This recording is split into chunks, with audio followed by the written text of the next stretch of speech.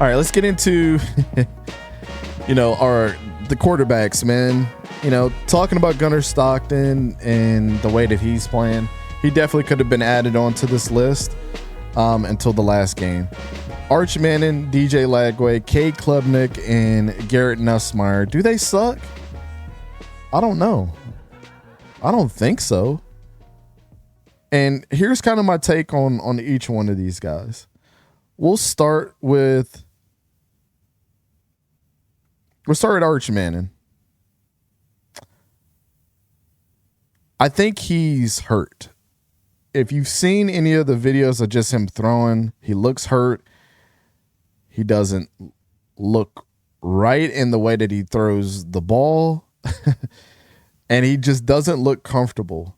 And I hope for Arch's sake that, Steve Sarkisian has come out and said, like, there's nothing wrong. There is, his arm is fine. Where did you hear this? I hope this is not one of those like medical cover-ups where he really knows something is wrong, but just doesn't want to pull the trigger and replace him at quarterback. But I hope Sark is being honest for him. I really think if Sark is not being honest about Arch, he can ruin this kid more than actually doing him good by sticking him out there being hurt.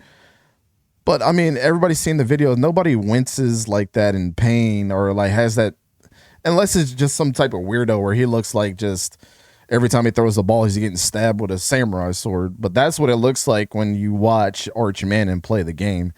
It's crazy. And Sark can't treat Arch like he's Quinn Ewers. He has to allow him to be a Haynes King type of quarterback because that's his, when you talk about archetypes, right? That's his archetype. He likes to get a little tricky in back there, make plays happen. And this is what we've been used to seeing from a lot of quarterbacks. Some quarterbacks that are actually on this list are like that. But I think that's the archetype that more Arch Manning is, and Sark is trying to make him into a throwing quarterback. Maybe that's the thing. Like I've told you guys once before, and I'll say this again. It's not Arch's fault that the reason why he was born in the family that he was born in. He did wait his turn. He waited 2 years to get here. And the media and University of Texas and everybody put this pressure on Arch by having him automatically winning the Heisman and winning a national championship and things like that. And the expectations ruin mentalities of players like this, unfortunately. You think that this guy, no matter how much he says that he doesn't listen to the media or, come on, man. Come on, man. You start to believe your own hype after a little while. But I don't think Sark can treat Arch like Quinn. And I hope he's being honest about if he's injured or not here. DJ Lagway, he's another result of where hyping can get you in the place where we hype a player up and he just doesn't perform and then everybody looks like an idiot at the end of the day. But I can tell you this, Billy Napier can't continue to call plays. Neither though I think he should still be the coach of the University of Florida. Look,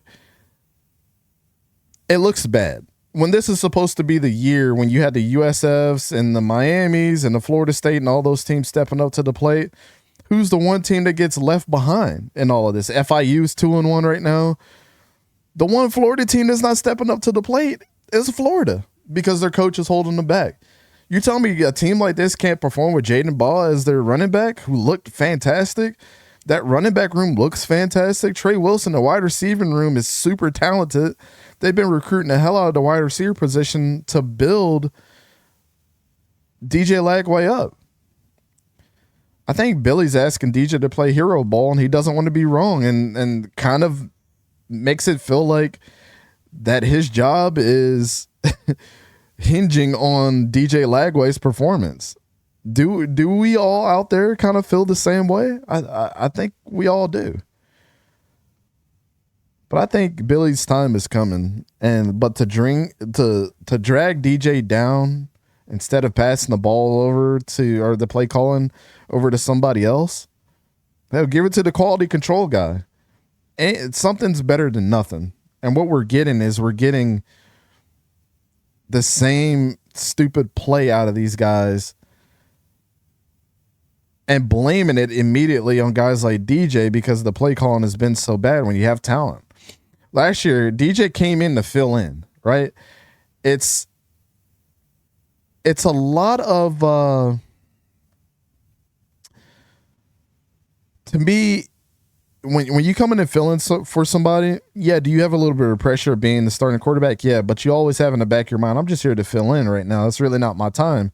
And as a true freshman, he looked fantastic.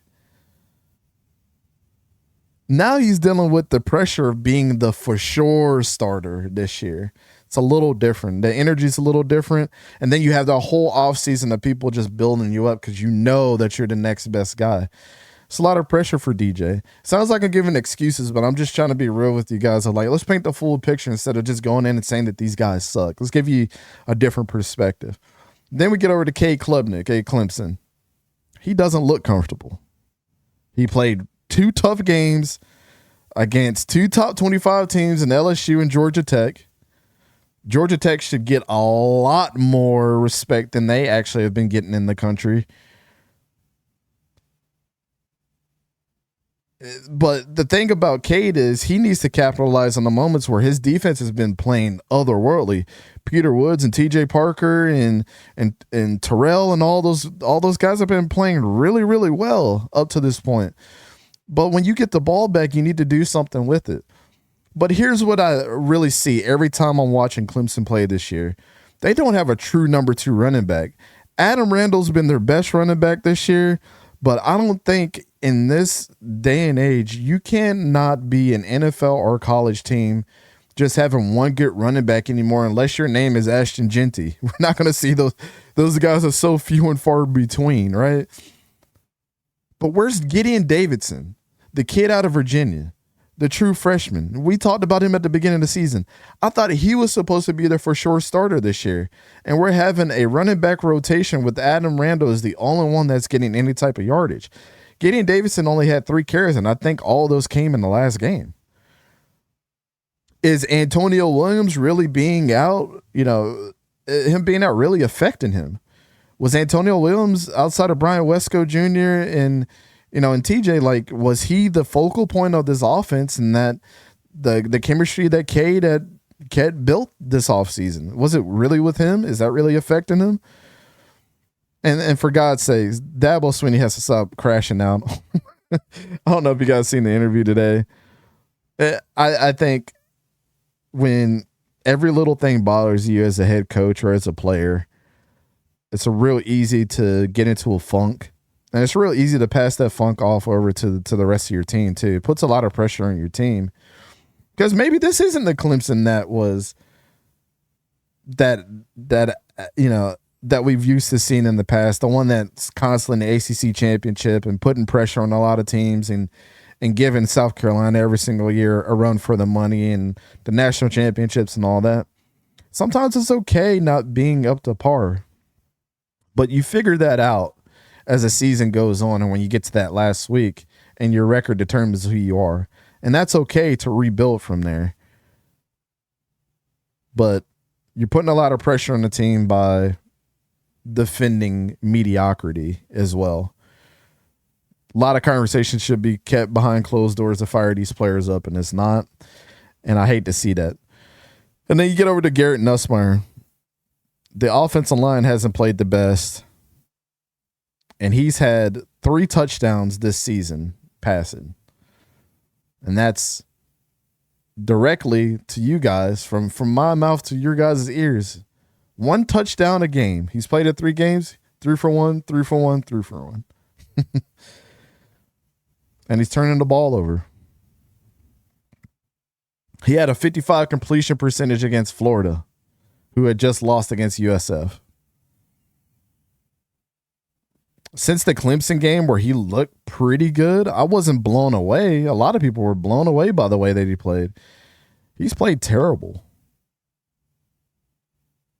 It's the same issue as Clemson, in my opinion, with that we're putting a lot of pressure on our quarterback when we don't have a running game to help carry the offense. Caden Durham cannot do it by himself. When is the rest of that running back core going to step up? That's all I'll say with that. I mean, a lot of people had Garrett Nussmeier as their number one. Cade Klubnik as their number one. Arch Manning is their number one. DJ Lagway was somewhere in there in the top 10 as far as ranking quarterbacks. We even did it. And a lot of people, by all regards, there's a lot of other quarterbacks in the country that have looked way better. The Baron Mortons of the world, I think, is a Heisman contender right now. We'll get into him a little later. But what we're seeing is the importance of expectations versus the reality. Most of these quarterbacks have no consistent running game or coaching this season. We've overrated them. And now, as the media, as content creators, as everybody else, we're dealing with the repercussions of maybe turning the needle and putting this, putting these crazy expectations on top of these kids' heads, and we're dealing with the backlash right now.